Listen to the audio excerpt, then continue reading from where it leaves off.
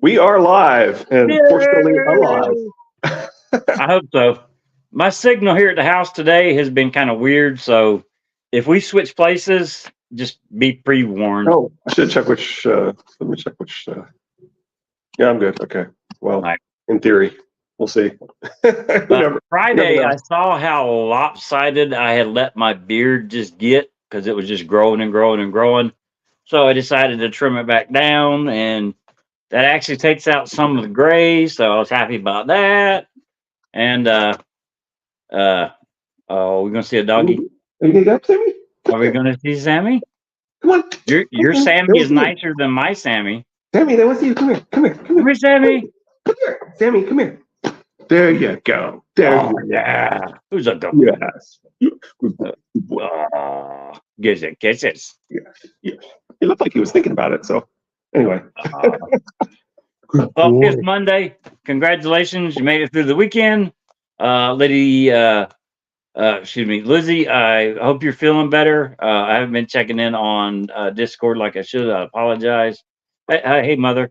Sanjay was first today again. Chris, your best shirt of the week, and it's only Monday. Yeah. Operation Battle Cat is a go and a smashing success, according to. Whoops, what's going on here? Why am I not able to click here? I can't get click on. Oh, it won't let me do that one. Which one? Lizzie's. Operation Battle Cat? Yeah, it won't let me. Oh, there it did. Weird. It let me. It was acting funny. Okay. I hit it and then nothing happened, and then I tried hitting the other ones. They worked. I was like, what's going on here? Anyway. All right. So, yeah, I was filling the mystery machine today. Can't go wrong with Scooby Doo. But you made it through the weekend. Congratulations. I am old new dude. He is Richard York, Asher's newborn son. There is no dragon on my shirt today. There's not a wolf, but there is a Great Dane. So that's House true. Dane. Good point. Yeah. Which I mean, everybody knows how he came up with House Dane's name. What is it? The star, the North Star is called the Big Dog or the Dog Star. No, Sirius. The bright Sirius, star. that's what it The is. brightest Sirius, star yeah. in the sky. Yeah. That's it. And it's called the Dog Star or the Big Dog or whatever. And then a Dane, Great Dane is a big dog. I've talked before about how Gene Wolfe he's acknowledged Gene Wolfe's one of his two mentors when he was in his writer's workshop, and so that there's definitely the same sort of mythical astronomy that, as LML would say it, in the Book of the New Sun, and the sequel series. I think is the first of the two sequel series. Anyway, there's a sequel, and then there's a sequel series and another sequel series, but. I think it's the first sequel series. He specifically quotes Hamlet's Mill, which is sort of a book on mythical astronomy, essentially. Okay. It's a famous book, and it's what LML uses when he's discussing these things. And I think he's even said, "I'm convinced that George has read this book." Well, I'm sure he has too, because as we've said, his mentor wrote series based upon the mythical astronomy. So I have no doubt that all my bookcases that I have here, even the ones that's got toys on it and stuff like this, and my entire desk would probably not cover the amount of research that George has done in his life for the books that he writes. Well, and it's specifically quoted in the second, right? I mean, it's in the second series, and I'm sure George has read his fantasy series, his most famous fantasy series, and the sequels of his mentor. Like, no, he wouldn't do that. Nah, George. Come on. Oh, anyway, I set this out because today is Arya. I don't know if you can see it. My Arya pin. Boys, important collectibles for future civilizations to find for posterity. I meant to show you before we get started. My wonderful son Chris, in getting ready for FACON and my Robert Baratheon cosplay, bought me this. Oh, nice. The only problem is it fits my 9-year-old. So I got to come up with a way of either just strapping this thing around and letting the wig and the beard cover the strap, or bending it. And I don't want to bend it because it's welded in 4 spots. But out of all the ones that he showed me, I mean, it's without a doubt. I mean, it's freaking. I mean, awesome looking. So one way or the other, this will make it to FACON, without a doubt. Mother Roy, I have no doubt that you have an impressive bookshelf. George went to Northwestern as I did, and you should see my bookshelf, she says. Without a doubt, I agree with Richard. All right, enough rambling, and we've talked for 6 minutes. All right, let's do it. I haven't actually said anything. Storm 43, Arya 8.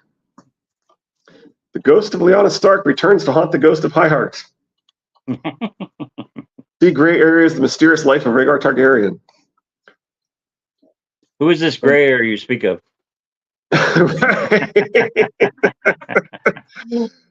If somebody's been living under a rock, a gray area is after Alt Shift X. She is the I guess second because of him, right?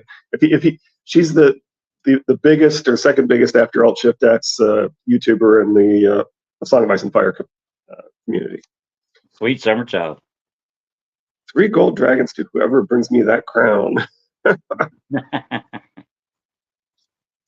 When Arya saw the shape of a great hill looming in the distance, golden in the afternoon sun, she knew it at once. They'd come all the way back to Highheart. By sunset, they were at the top, making camp where no harm could come to them. Arya walked around the circle of weirwood stumps with Lord Beric's squire Ned, and they stood on top of one, watching the last light fade in the west. From up here, she could see a storm raging to the north, but Highheart stood above the rain. It wasn't above the wind, though. The gusts were blowing so strongly that it felt like someone was behind her, yanking on her cloak. Only when she turned, no one was there. Godspeed. Or it's a reference to herself. No one. Well, I mean, I like that the winds are strong there. That's above the clouds and the rain. She sees the storm raging to the north, right? Which is, of course, the north is going to be. Yeah, have but the same. I mean, the Ghost of Highheart's vision abilities, I think, is the direct result of where she's at, also, because it's unimpeded Godspeak. Right, and of course, Arya told us last time that there was a myth that you couldn't be hurt here, and she believed it was true because she could see any foes coming. Right, but it's also about the magic, right? Yeah. Ghosts, she remembered. Highheart is haunted. They built a great fire atop the hill, and Thoros of Myr sat cross-legged beside it, gazing deep into the flames as if there was nothing else in all the world. What's he doing? Arya asked Ned. Sometimes he sees things in the flames, the squire told her. The past, the future, things happening far away. Arya squinted at the fire to see if she could see what the Red Priest was seeing. It only made her eyes water, and before long she turned away. Gendry was watching the Red Priest as well. Can you truly see the future there? He asked suddenly. Thoros turned from the fire, sighing. Not here, not now, but some days, yes. The Lord of Light grants me visions. Gendry looked dubious. My master said you were a sot and a fraud, as bad a priest as there ever was. That was unkind, Thoros chuckled. True, but unkind. Who is this master of yours? Did I know you, boy? So he really doesn't recognize him. We talked about this before, that surely he would recognize him. Surely he would recognize him. I was apprenticed to the master. Hey, on that note, though, just like Beric is losing his memory with the reanimation. We said he's giving up his life force too. Yeah, maybe. Right. So his memory's not going to be as good as it was, and I think that's why he doesn't recognize Robert in. Yeah, that could be. Yeah, don't doubt me. I'm always right, man. I was apprenticed to the master armorer, Tobo Mott, on the Street of Steel. Used to buy your swords from him. Just so. He charged me twice what they were worth, then scolded me for setting them afire. Thoros laughed. Your master had it right. I was no very holy priest. I was born youngest of 8, so my father gave me over to the Red Temple. But it was not the path I would have chosen. I prayed the prayers and I spoke the spells, but I would also lead raids on the kitchens. And from time to time, they found girls in my bed. Such wicked girls. I never knew how they got there. I had a gift for tongues, though. So I think this just tells us he could learn the common tongue of Westeros. I don't think that he knows the old tongue of the giants or will talk to Bran's wise old men or the others, but you never know. Yeah. And Well, when I I mean, gazed, it says tongues, yeah, so it's implied that there's multiple. So I mean, right. I don't doubt that he speaks lots of different languages, yeah, but I don't think it necessarily is foreshadowing of him talking to giants or children or whatever. he's just a probably a less knowledgeable version of Masandi. Or Arya, because Arya is going to study all of these herself. Yeah, that's true. It's one of the first things she does at the House of Black and White is learn all the languages. Okay. And when I gazed in the flames, well, from time to time I saw things. Even so, I was more bothered than I was worth. So they sent me finally to King's Landing to bring the Lord's light to 7 besotted Westeros. King Ares still loved fire. It was thought he might make a convert. Alas, his pyromancers knew better tricks than I did. I don't know. I doubt they resurrected their best friend 6 times. It's a pretty good trick. King Robert was fond of me, though. The first time I rode into a melee with a flaming sword, Kevin Lannister's horse reared and threw him, and his grace laughed so hard I thought he might rupture. Red Priest smiled at the memory. It was no way to treat a blade, though. Your master had the right of that, too. Less knowledgeable, but way better at interpretation. LOL. True. Fire consumes. Lord Beric stood behind them, and there was something in his voice that silenced Thoros at once. It consumes, and when it is done, there is nothing left. Nothing. I wonder if that's a reference to what's happening to him. Oh, absolutely. Okay. Beric, sweet friend, the priest touched the lightened lord before him. What are you saying? Nothing I've not said before. 6 times, Thoros? 6 times is too many. He turned away abruptly. That night the wind was howling almost like a wolf, and there were some real wolves off to the west giving it lessons. Notch, Angai, and Merida Moontown had the watch. Ned, Gendry, and many of the others were fast asleep when Arya spied the small, pale shape creeping behind the horses, thin white hair flying wild as she leaned upon a gnarled cane. The woman could not have been more than 3 feet tall. Firelight made her eyes gleam as red as the eyes of Jon's wolf. He was a ghost, too. Arya stole closer and knelt to watch. Thoros and Lem were with Lord Beric when the dwarf woman sat down uninvited by the fire. She squinted at them with eyes like hot coals. The ember and the lemon come to honor me again, and his grace the Lord of Corpses. An ill-omened name. I have asked you not to use it. Aye, you have, but the stink of death is fresh on you, my lord. She put a single tooth. She had but a single tooth remaining. Give me wine, or I will go. My bones are old, my joints ache when the winds do blow, and up here the winds are always blowing. A silver stag for your dreams, my lady, Lord Beric said with solemn courtesy. Another if you have news for us. I could not eat a silver stag nor ride one. A skin of wine for my dreams, and for my news, a kiss from the great oaf in the yellow cloak. The little woman cackled. Aye, a sloppy kiss, a bit of tongue. It's been too long, too long. His mouth will taste the lemons and mine of bones. I am too old. Aye, Lem complained. Too old for wine and kisses. All you'll get from me is the flat of my sword, crone. My hair comes out in handfuls, and no one has kissed me for 1,000 years. It's hard to be so old. Well, I will have a song then. A song from Thomas Sevens for my news. So the ghost might be as old as Dario. Now the reference to the kisses, that's the theory on who Lem. Yeah, the Knight of Skull and Kisses, yeah. Okay, all right. You will have your song from Tom, Lord Beric promised. He gave her the wineskin himself. The dwarf woman drank deep, the wine running down her chin. When she lowered the skin, she wiped her mouth, the back of a wrinkled hand, and said, Sour wine for sour tidings. What could be more fitting? The king is dead. Is that sour enough for you? Arya's heart caught in her throat. Which bloody king is dead, crone? Lem demanded. The wet one, the Kraken king, my lords. I dreamt him dead and he died, and the iron squids now turn on one another. Oh, and Lord Hoster Tully's died too. But you know that, don't you? In the Hall of Kings, the goat sits alone, and fevered as the great dog descends on him. So in the histories, Harrenhal was home to one king very briefly, but Tywin and the Ghost both claim it was the Hall of Kings. I suspect George originally intended Harrenhal to have been the home of multiple kings. Yeah. Now, I mean, who's the goat?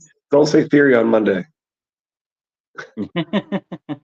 The goat sits alone and fevered as the great dog descends.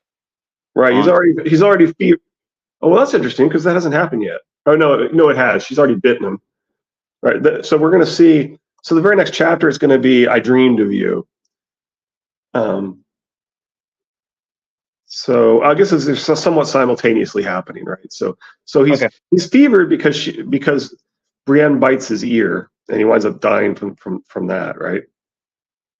I thought. Vargo.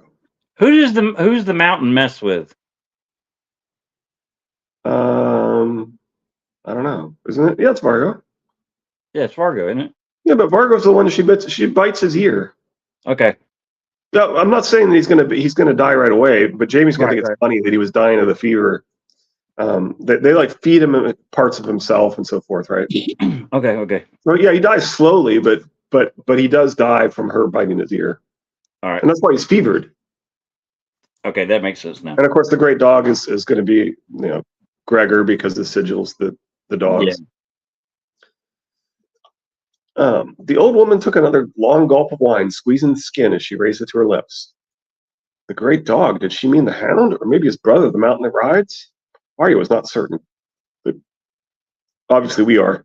Yeah. They bore the same arms, 3 black dogs on a yellow field. Half the men whose deaths she prayed for belonged to Sir Gregor Clegane. Oliver, Dunson, Raff the Sweetling, the Tickler, and Sir Gregor himself.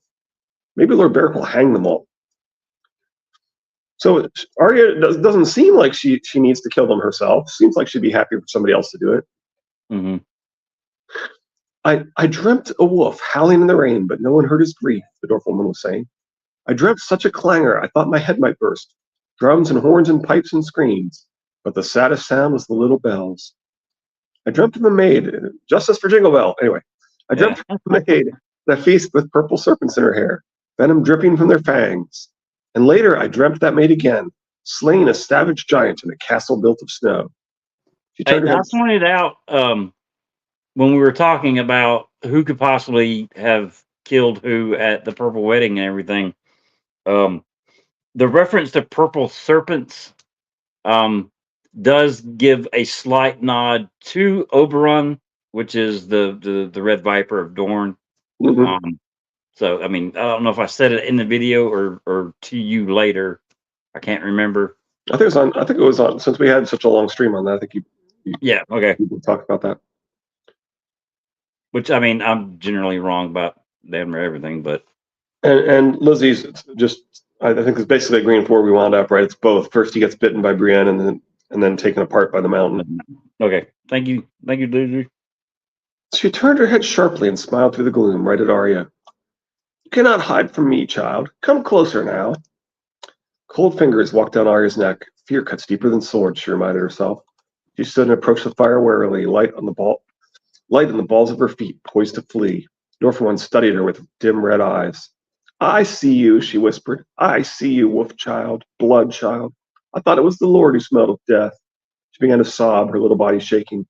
You are cruel to come to my hill, cruel. I gorged on grief at Summerhall. I need none of yours. Begone from here, dark heart, begone. The ghost of Lyanna Stark visits the ghost of Highheart. See gray areas in the mysterious life of Rhaegar Targaryen. Quite possibly. So you have Stoneheart, and then now you have Darkheart. Okay. Quite possibly my favorite video on Song of Ice and Fire. Which one? The gray areas, the mysterious life of Rhaegar Targaryen. Okay. This is the one where she explains what's really going on with Rhaegar, right? So in the last chapter, Dany says, you told me Rhaegar found a prophecy that dictated what he had to do, and I want to hear more. And then Barristan explains he would go to Summerhall without the Kingsguard, and then come back and write songs about the death of kings, right? And now we see that the ghost feels guilty for causing Rhaegar's behavior, which led to the death of Lyanna Stark. We know Arya looks like the ghost of Lyanna. We see the ghost scared to death of her and talking about her being more of death come back than Beric is, right? Right. So thanks to Gray Area for making this so clear what's really happening here, right? Which is, I can't remember if I've seen that one. I've sent you links to it. I know I'm sure you it have. sounds. You know how my memory is, man. But it sounds really familiar. I'm pretty sure I've watched it. You responded to my tweet when I tweeted it at you and talked Okay. about how great it was. And I think How you long ago maybe was that? years. Oh, okay. Yeah, definitely. Then there's no way I'll remember. I guarantee you, 5 minutes into the video, I would remember. Oh yeah, I watched this whole thing. Uh-huh. There was such fear in her voice that Arya took a step backward, wondering if the woman was mad. Don't frighten the child, Thoros protested. There's no harm in her. Lemoncloak's finger went to his broken nose. Don't be so bloody sure of that. She will leave on the morrow with us, Lord Beric assured the little woman. We're taking her to Riverrun to her mother. Nay, said the dwarf, you're not. The Blackfish holds the rivers now. If it's the mother you want, seek her at the twins, for there's to be a wedding. She cackled again. Look in your fires, pink priest, and you'll see. Not now, though, not here. You'll see nothing here. This place belongs to the old gods still. They linger here as I do, shrunken and feeble, but not yet dead. Hey, that puts a wrinkle in my all the gods of the world are the old gods. So if the power of our Lord doesn't work there because it still belongs to the old gods. Yeah, that is kind of strange. So many of us have this theory that that all the magic is the same and all this sort of thing, but this sure seems to imply that there's two different forces and that fire magic doesn't work here.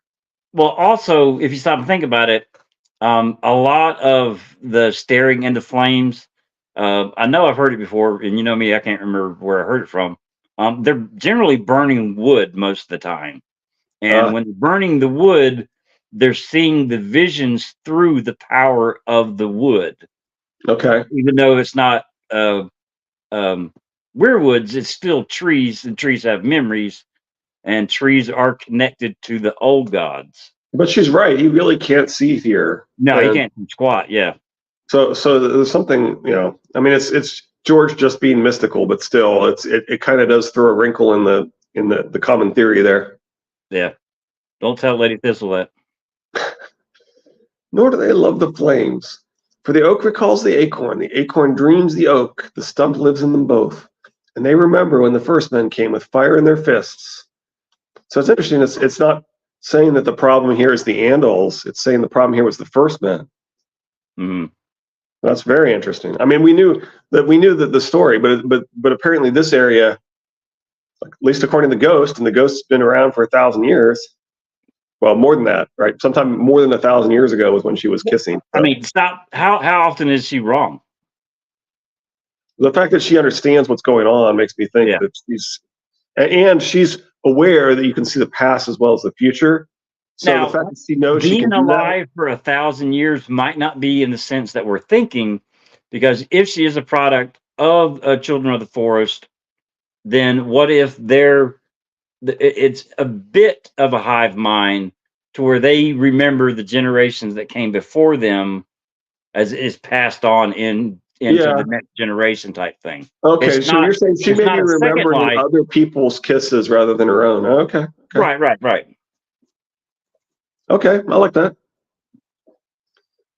She drank the last of the wine in 4 long swallows, flung the skin aside, and pointed her stick at Lord Beric. I'll have my payment now. I'll have the song you promised me. And so Lem woke Tom Sevenstrings beneath his furs and brought him yawning to the fireside with his wood harp in hand.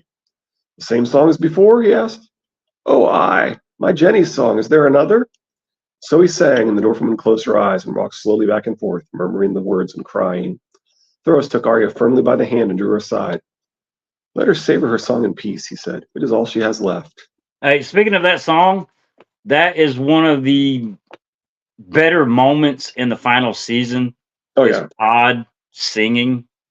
Oh, yeah, absolutely. Yeah, I mean, from what I understand, they didn't realize he had a singing voice, but when they found out, they were like, "Oh, yeah, we definitely got to do this," because it's haunting the way he's singing it. Oh, and then at the end of the episode, I mean, it definitely works better with the story, but I'm kind of surprised they never had Braun sing. Yeah, this is true. He was Because a rock he's a star. professional singer, isn't he? Yeah, he was in the band and everything. Dated Lena Yeah. Headey or whatever her name is Yeah. when he was in the band. Yeah. That Anyway, bleached blonde hair. I wasn't going to hurt her, Arya thought.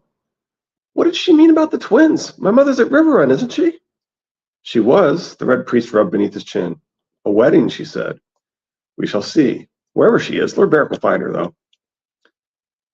Not long after, well, that's true. Wherever she is, Lord Barrett will find her. Yeah. Oh, he did sing a bit in the brothel. Okay. Yeah, that's true. Okay. Thank you, Mother. Not long after, the sky opened. Lightning cracked and thunder rolled across the hills, and the rain fell in blinding sheets. The dwarf woman vanished as suddenly as she had appeared, while the outlaws gathered branches and threw up crude shelters. I thought they were above the rain. Yeah, they were. They were before. Yeah. I It rained, still say something's going on with the weather. oh, yeah. It rained all through that night, and come morning, Ned, Lem, and Waddy the miller awoke with chills. Waddy could not keep his breakfast down, and young Ned was feverish and shivering by turns, with skin clammy to the touch. There was an abandoned village half a day's ride in the north, Notch told Lord Barrick. They'd find better shelter there, a place to wait out the worst of the rains. So they dragged themselves back into the saddles and urged their horses down the great hill. The rains did not let up. They rode through woods and fields, fording swollen streams where the rushing water came up to the bellies of their horses. Arya pulled up the hood of her cloak and hunched down, sodden and shivering, but determined not to falter. Merritt and Mudge were soon coughing as bad as Waddy. Poor Ned seemed to grow more miserable with every mile. When I wear my helm, the rain beats against the steel and gives me headaches, he complained. When I take it off, my hair gets soaked and sticks to my face and in my mouth. You have a knife, Gendry suggested. If your hair annoys you so much, shave your bloody head. He doesn't like Ned. The squire seemed nice enough to Arya, maybe a little shy, but good-natured. Florence and the Machine does this song also and dedicated to Arya. Yeah, that was a good one too. The rains sure didn't let up. Nice, Angie. She had always heard that Doorsmen were small and swarthy, with black hair and small black eyes. But Ned had big blue eyes, so dark that they looked almost purple. His hair was a pale blonde, more ash than honey. Hey, big blue eyes. You got big eyes. Might be a child of Oberon. Okay. Ned Dane has not quite honey hair, but not, which is not quite the correct association for honey hair. See, Triplet Targaryens, episode 7. There you go. How long have you been Lord Barrick's squire? She asked to take his mind from his misery. He took me for his page when he espoused my aunt, he coughed. I was 7, but when I turned 10, he raised me to squire.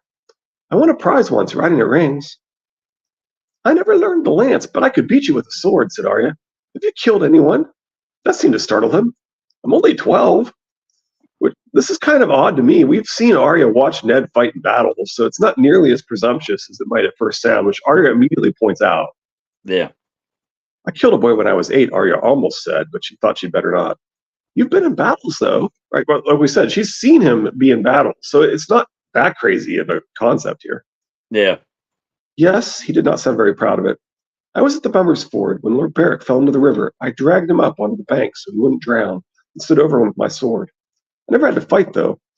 He had a broken lance sticking out of him, so no one bothered us. When we regrouped, Green Gurgen helped pull his lordship back onto a horse.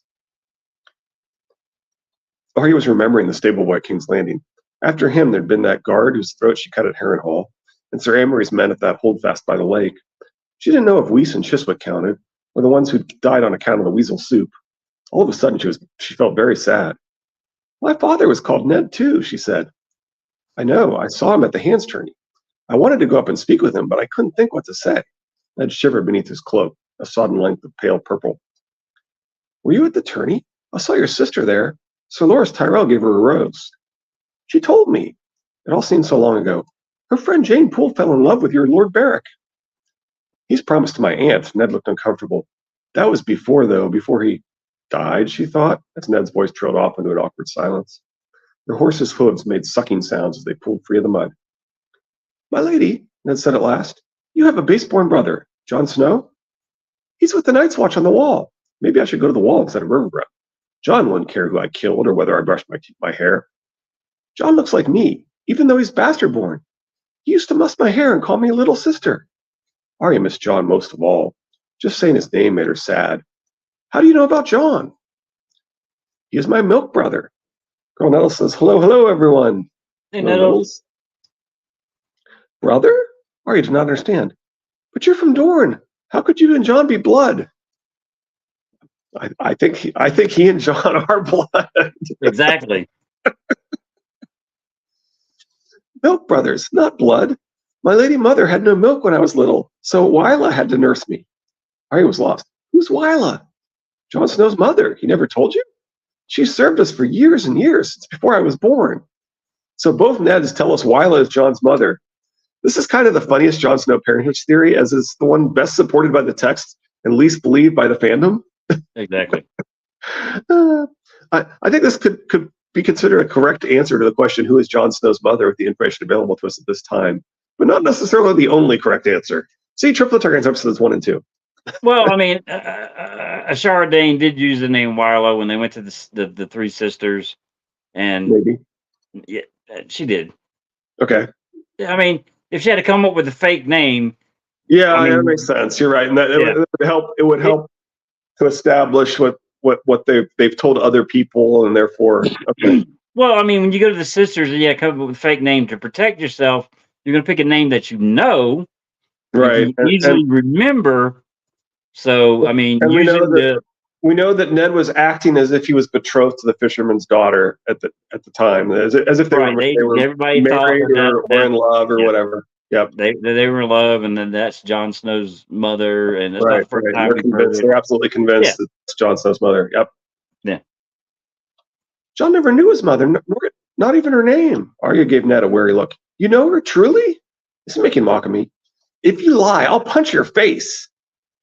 So I put pause to control my laughter here because it's such a ridiculous response. If you lie, I'll punch your face. Check out Pause. The Milk Brothers is a good name for a band. There you go.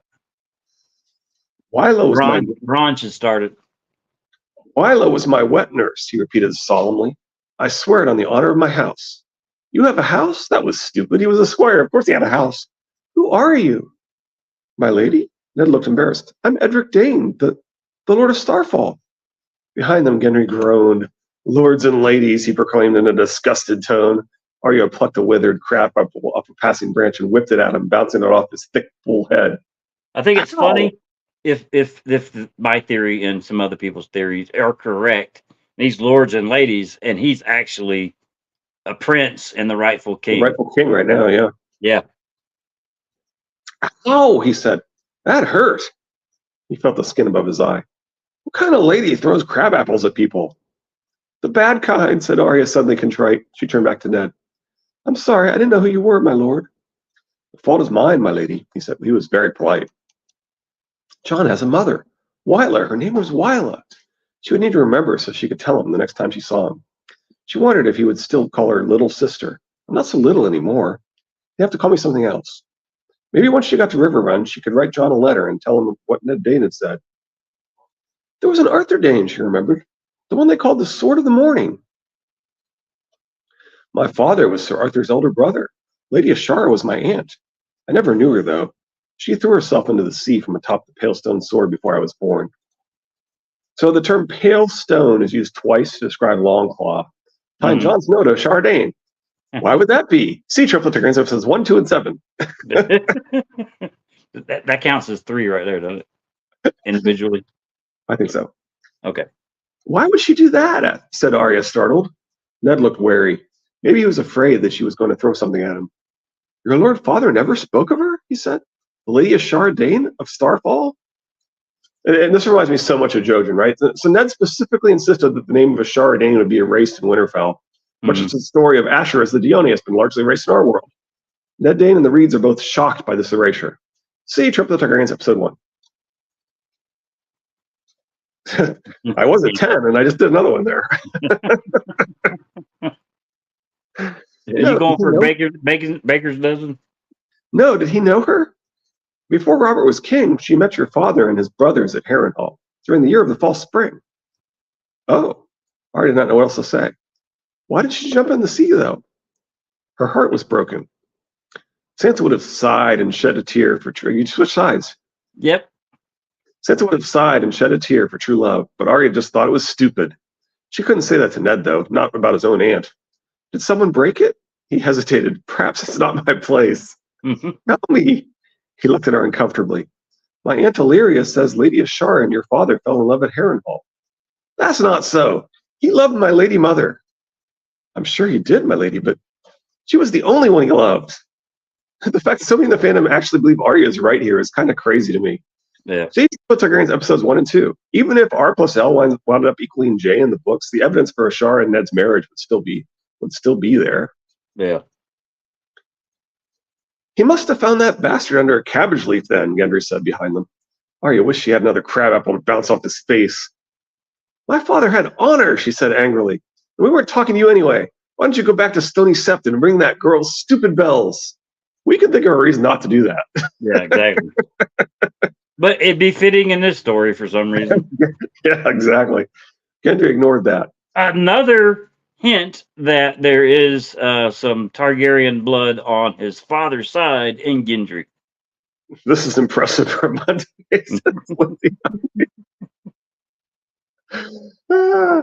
Gendry ignored that. At least your father raised his bastard, not like mine. I don't even know my father's name. Some smelly drunk, I'd wager. Like the others my mother dragged home from the alehouse. Which this is true. Whenever she got mad at me, she'd say, if your father was here, he'd beat you bloody. That's all I know of him. He spat. Well, if he was here now, I'd beat him bloody. But he's dead, I figure, and your father's dead too. True and true. Yep, Robert's dead for sure. So what does it matter who he lay with? Because he had honor and would have married her. See Triplet Targaryen's episode 1. That's 12. It mattered to Arya, though. She could not have said why. Ned was trying to apologize for upsetting her, but she did not want to hear it. She pressed her heels into her horse and left them both. And of course, it does matter to her if in fact Ned is married, obviously, because in this world that's so critical to your status, right? Right. Aunt Guy the Archer was riding a few yards ahead. When she caught up with him, she said, "Dornishmen lie, don't they?" Now we will hit the baker's dozen.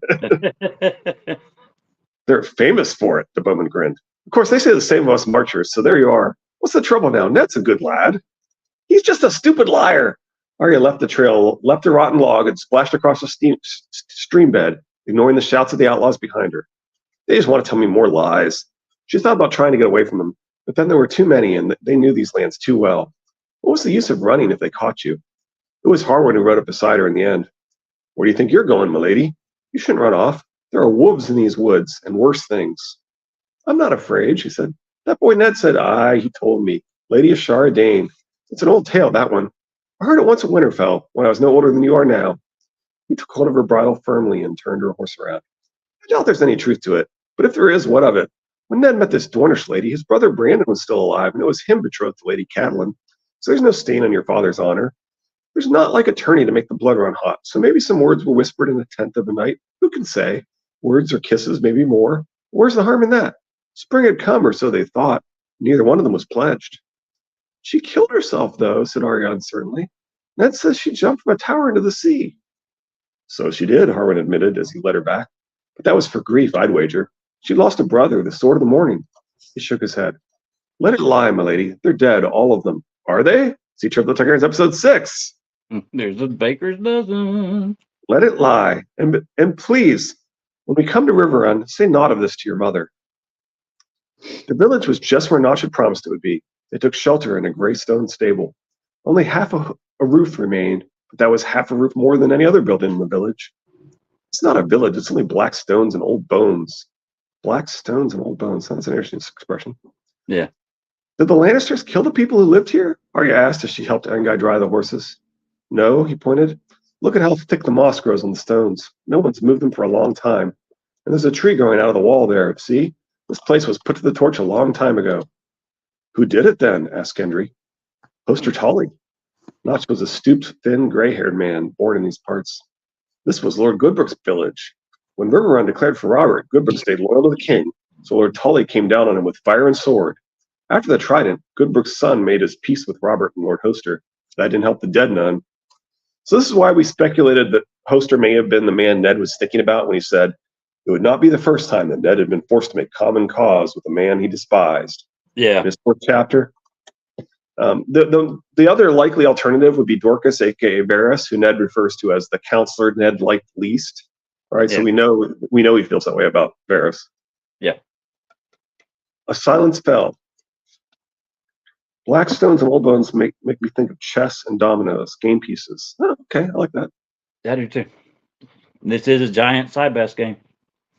A silence fell. Gendry gave Arya a queer look, then turned away to brush his horse.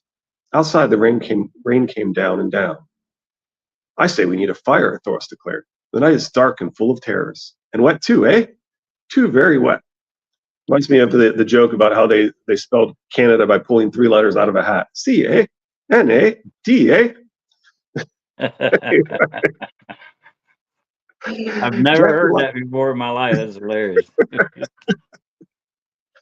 Jack feel like he hacked some dry wood from the stall. This is actually a Canadian that told me that joke. Okay. Anyway, she goes, you know how they name Canada, right? And I was like, no. And she goes, I pulled 3 letters out of a hat. Anyway, you get the joke. Jack feel like he hacked some dry wood from the stall, while Notch and Merritt gathered straw for kindling. Thoros himself struck the spark, and Lem fanned the flames with his big yellow cloak until they roared and swirled. Soon it grew almost hot inside the stable. Thoros sat before it cross-legged, devouring the flames with his eyes, just as he had atop the high heart. Arya watched him closely, and once his lips moved, and she thought she heard him mutter river run. Lem paced back and forth, coughing, a long shadow matching him stride for stride, while Thomas Sevens pulled off his boots and rubbed his feet. I had a long shadow matching him stride for stride. I wonder if that's the shadow of who he was squire for. Mm. Or the liberal answer we know, but yeah. I mean, who was he the squire for? Rhaegar. Theorized. Rhaegar. Okay. I think. I thought it was the Dorne Prince. Oops. I clicked and it jumped back up to the top for some reason. Oh, I hate when it happens. Yeah. That's one of the reasons I went back to the book, because that kept happening to me on my new laptop. Because I broke the other one. Yeah, I don't like it. So that's another reason I went to the book instead of reading your script. We were there. We did that. Where were we? What was the last thing we were talking about? Jack Be Lucky hacked some dry wood. Yeah, Jack Be Lucky hacked some dry wood from a stall while Notch and Merritt gathered straw for kindling.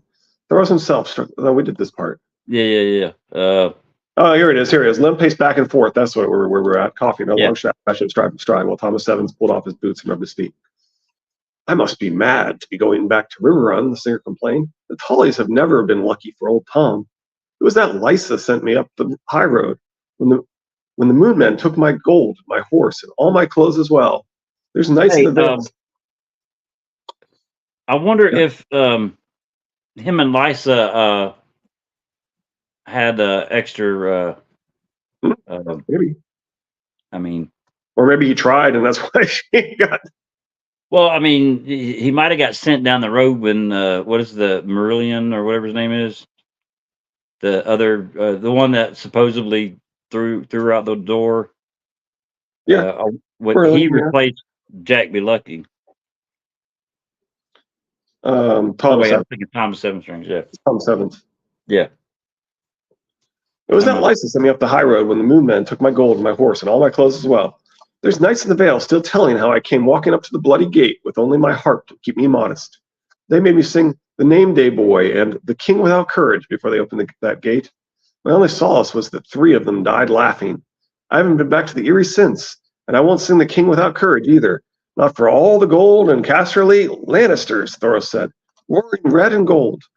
He lurched to his feet and went to Lord Beric. Lem and Tom wasted no time joining them. Arya could not make out what they were saying, but the singer kept glancing at her. And one time, Lem got so angry he pounded a fist against the wall.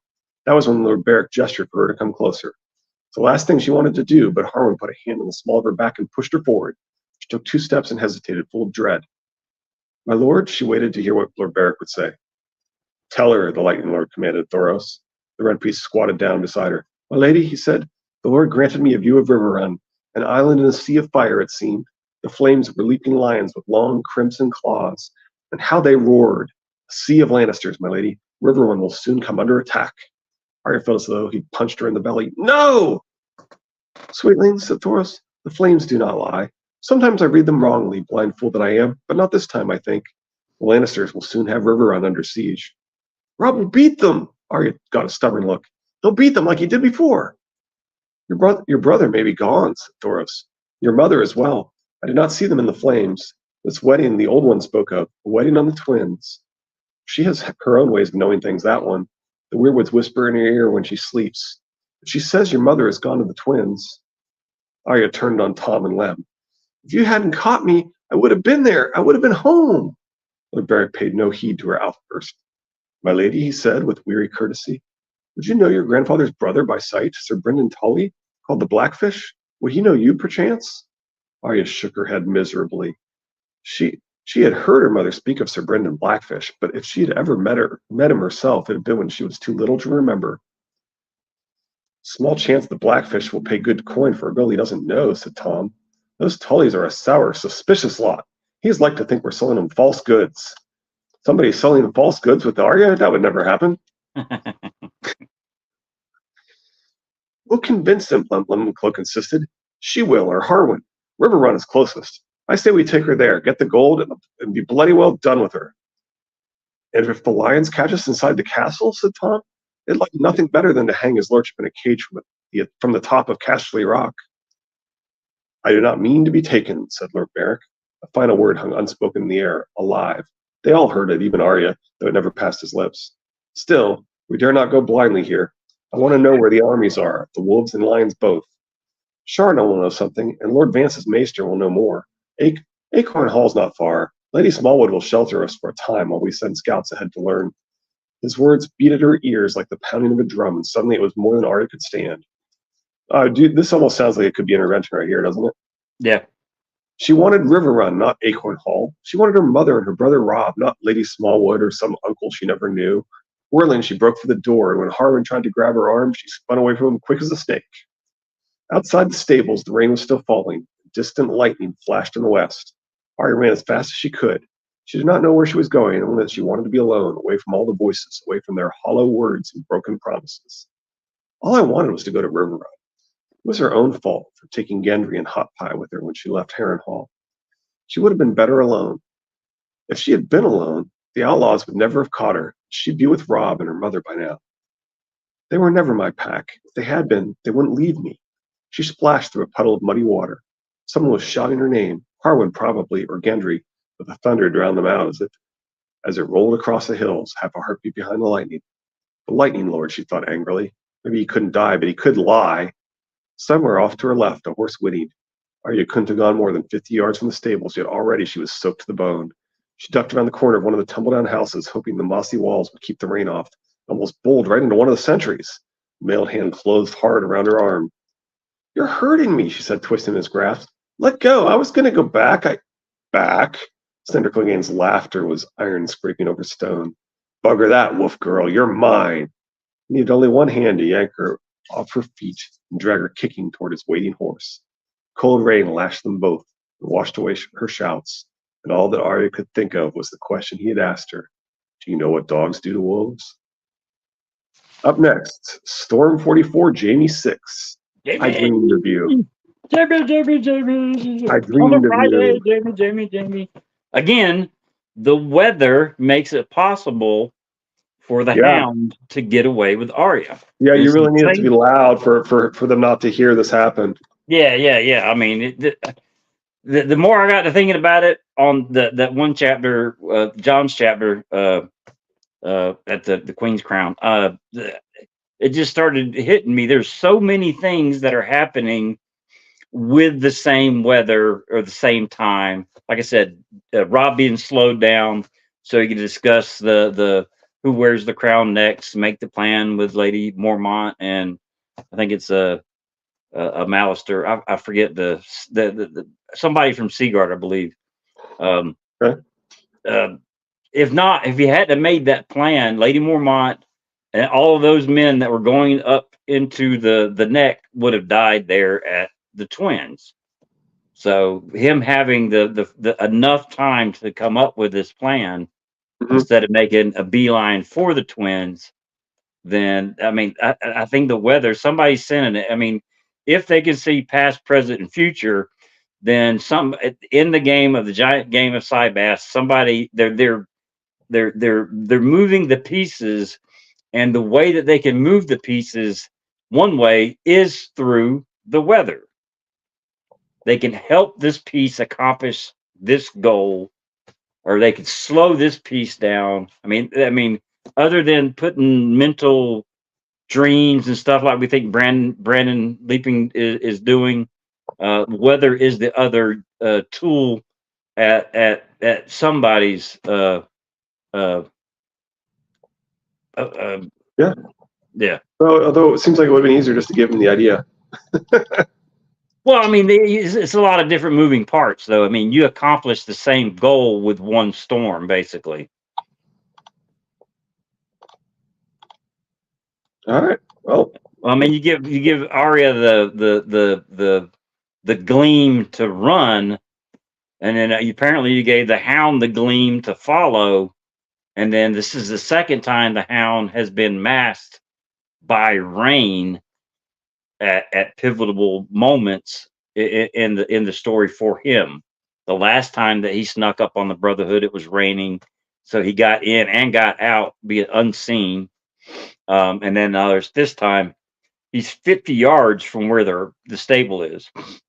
I mean, Arya tells us it's 50 yards. She's only gone 50 yards, and she's so he's right there. I mean, 50 yards is what, 150 feet, give or take. Exactly. Her estimation.